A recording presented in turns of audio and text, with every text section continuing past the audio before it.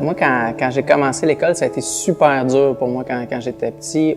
En partant en maternelle, j'aimais pas ça y aller. J'étais un enfant super timide. Et aussi, moi, ça a été un très lent processus, le fait d'apprendre à écrire et à lire. Ça a été très, très, très ardu pour moi.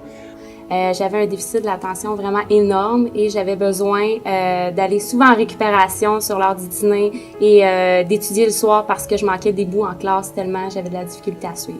Mais moi, je vous dirais que j'étais une enfant curieuse et aussi active, ce qui m'a apporté peut-être des petits problèmes au secondaire. Là. Moi, j'ai été une fille qui était plutôt timide, donc j'avais peut-être de la difficulté à prendre davantage ma place. J'étais un élève plutôt discret, mais curieux, intéressé par à peu près tout. Et puis, j'ai eu la chance en deuxième secondaire d'avoir un enseignant d'histoire qui m'a allumé à l'histoire, qui m'a allumé à une matière intellectuelle qui était dynamique, qui était intéressant, qui faisait des exemples drôles.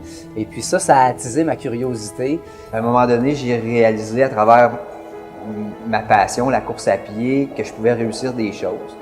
Puis à mon arrivée au secondaire, ben, j'ai commencé à travailler un peu plus fort, puis à me donner des outils pour me permettre de réussir. Puis j'avais un objectif, c'était de retourner au régulier en secondaire 5.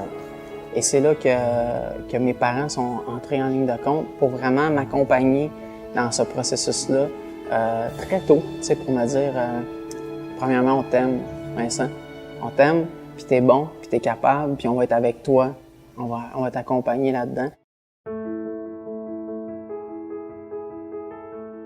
On appuie les initiatives qui sont portées d'abord par la commission scolaire. Ça, c'est important de le faire. Je pense par exemple, Accès 5 est un projet dans lequel la Ville est partenaire. Il y a également la fondation de la commission scolaire qu'on supporte à travers les bénéfices du tournoi de golf du maire. Et ça, c'est une multitude de petits projets qui sont réalisés. Le projet Accès 5, c'est un programme de réussite éducative qui vise à amener les jeunes à atteindre leur diplôme de secondaire 5, mais aussi à les amener plus loin avec des études postsecondaires. Donc, avec Accès 5, les jeunes ont la chance d'avoir accès à de l'aide aux devoirs, des activités parascolaires, un suivi psychosocial qui vont les suivre tout au long de leur secondaire, de l'aide financière et matérielle advenant que les jeunes ont besoin de ça aussi. L'initiative dont je suis le plus fier, c'est en fait le projet de la persévérance scolaire en lien avec l'école de la Ruche qui s'appelle le Grand Tour des petites écoles. Et donc, on va leur faire ce 200 km de vélo en 2 jours. À travers le projet, les jeunes viennent chercher, je crois, à découvrir une nouvelle passion et découvrir ce dont ils sont capables. Alors, il y a un projet de persévérance que j'ai fait à l'aide de collègues à l'école, qui est une équipe de hockey parascolaire qu'on a parti il y a environ une dizaine d'années. C'était un projet particulier puisque les jeunes devaient se présenter à l'aréna entre 7 et 8 heures le matin. Ils devaient manquer en plus des périodes pour pouvoir assister au match. Mais pour manquer des périodes, ils devaient avoir un comportement exemplaire, ils devaient avoir fait leurs devoirs, ils devaient aller en récupération. Et puis on a vu plusieurs jeunes en difficulté essayer de se redresser un peu, être à leurs affaires, aller voir les enseignants pour pouvoir assister au match, pour pouvoir profiter de cette activité-là. Pour nous, chez nous, la persévérance, c'est très, très important.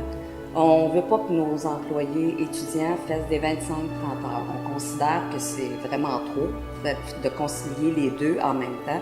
Donc, ils ont la possibilité de faire le nombre d'heures qu'ils veulent. Dans mes écoles, je travaille fort pour la mobilisation de mes équipes. Donc, dans un premier temps, dans nos rencontres mensuelles, on s'assure que nos actions sont communes, sont concertées. Nos élèves en difficulté, pour nous, c'est des élèves à défi. Et dans mes écoles, il n'y a que des solutions. Il n'y a pas de problème. Un projet dont je suis très fière pour la persévérance scolaire, pas plus tard que l'an passé, en collaboration avec le Carrefour Jeunesse Emploi du comté de Richmond. On a mis sur pied une bourse d'implication sur l'implication citoyenne, en fait. On demandait à des jeunes de choisir une cause pour laquelle ils voulaient faire du bénévolat. Et pour moi, ça a été intrinsèquement relié à la persévérance scolaire parce que parfois à l'école, c'est pas là où on va se trouver une incitation à trouver notre voie, mais par contre, si on aide des gens, si on s'occupe d'une caisse, si on s'occupe de l'organisation d'une activité, peut-être que c'est à travers ces implications-là qu'on va trouver notre voie. Ça a été une très belle réussite. Mais dans le fond, la mise sur pied de la Fondation, ça a débuté il y a 10 ans. Puis c'est parti d'une idée un peu folle. Moi, je me considère encore, puis je me considérais chanceux dans la vie, d'avoir quand même bien réussi. Puis je me disais, ben qu'est-ce que je pourrais faire pour aider les jeunes dans les écoles qui ont un parcours présentement pas facile, comme le mien, comme le parcours que j'ai eu. Puis à partir de là, j'ai dit, ben crime, moi ce que je sais faire de bien, c'est courir. Fait que je vais mettre sur pied une course pour ramasser des sous. On va vendre les kilomètres que je vais courir, parce que ça se vend des kilomètres, vous le savez peut-être pas, mais ça se vend. J'en ai vendu pour 10 000 la première année, puis je voulais aider une école primaire, c'était l'école Sainte-Marguerite, où j'allais quand j'étais petit. La Fondation soutient 450 élèves par année, dans 61 écoles, dans 3 commissions scolaires. Si j'avais un engagement à prendre, ça serait simplement celui d'essayer d'être là, puis celui d'être à l'écoute, puis d'être capable de respecter mon enfant dans ses choix, dans ses objectifs.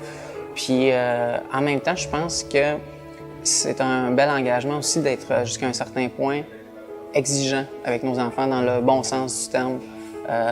Parce que c'est une façon de les aimer aussi, puis c'est une façon de les respecter en leur permettant de se découvrir, puis de découvrir toutes leurs capacités puis leur potentiel.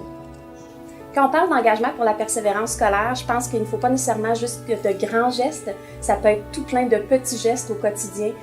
En parler, aller vers des jeunes qui s'intéressent à nous, aller vers des jeunes qui des fois sont peut-être un petit peu plus exclus. Pour avoir moi-même des enfants en milieu scolaire aussi, on en côtoie énormément. Alors c'est sûr qu'au quotidien, ça l'a été, ça le sera encore, une des actions que je porterai, soit d'inciter les jeunes à tout simplement continuer. Alors, mon prochain engagement pour soutenir la persévérance scolaire, ce serait de continuer à, même si ça fait une 13aine d'années déjà que je suis enseignant, de continuer à essayer de pousser la créativité dans les différentes activités d'apprentissage pour que ce soit de plus en plus signifiant. L'importance de soutenir la persévérance scolaire, c'est parce qu'on s'adresse à l'avenir de notre communauté. Et oui, c'est une responsabilité municipale en partie, c'est celle des services de santé, d'éducation. Ça concerne tout le monde, les employeurs également. Pourquoi? Parce que les jeunes sont en formation et ils doivent s'inscrire dans une trajectoire de connaissances, de développement des capacités, des habiletés. Donc, parce que tout simplement, c'est l'avenir de notre région. La persévérance, je pense que c'est l'espoir.